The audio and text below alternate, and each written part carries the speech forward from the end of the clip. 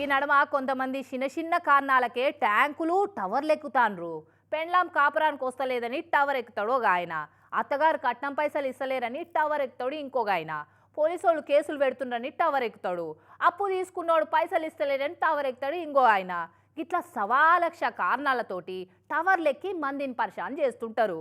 కానీ ఈ సంగారెడ్డి కాడ మాత్రం ఒకడు ఫుల్గా తాగి జగ్గారెడ్డి సార్ రావాలని టవర్ ఎక్కిండట.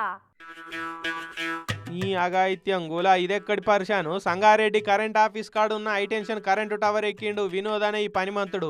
కరెంట్ వాళ్ళు జల్దీ చూసి ఆ లైన్ పొంట పోయే కరెంటు బంద్ చేసిరు. అరే నీ పని పాత్ర పెట్ట ఏడ పని లేనడు గది ఎందుకు ఎక్కినావా, దిగు అంటే దిగుతలేడిగా. నేను జగ్గారెడ్డి సార్ వస్తేనే దిగుతా, అది వరదాకా దిగా అని మంకు పట్టు పట్టిండు. ఏ పాటిది అయినవరా సోడిగా, తాయి టవర్ ఎక్కుడే కాకుండా మళ్ళీ జగ్గారెడ్డి సార్ను రమ్మంటావు, ఆయన ఎందుకు వస్తారా వారి అంటే ఏది చెప్పడు.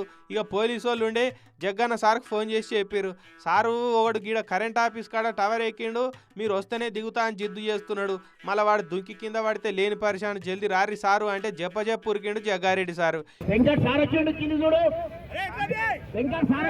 ఇక జగ్గారెడ్డి సార్ పోయి ఏమైంది వా కిందకు దిగు, ఏమన్నా ఉంటే నేను చూసుకుంటా కదా అని బుదరకి ఇచ్చినాక గప్పుడు దిగిండు.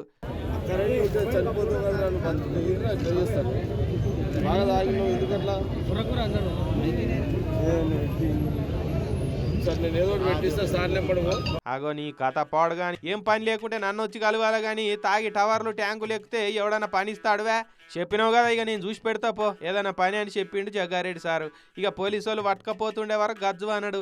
అరే ఏమన్నారు పోవాయా, నేను టౌన్కి వస్తా ఇడిపిస్తా పో అని మళ్ళీ చెప్తే అవ పోలీసు వాళ్ళు గప్పుడు టౌన్కి పట్టుకొని పోయిరా వినోదును. చూడురి తాయిన వాళ్ళ తమాషాలు ఎట్లుంటాయో. జగ్గన్న సార్ మంచోడు కాబట్టి బుదరకి ఇచ్చిండు, అదే వేరేటోళ్ళు అయితే బడివే అని దవడ పనులు రాలగొట్టి పంపిద్దురు కాదా.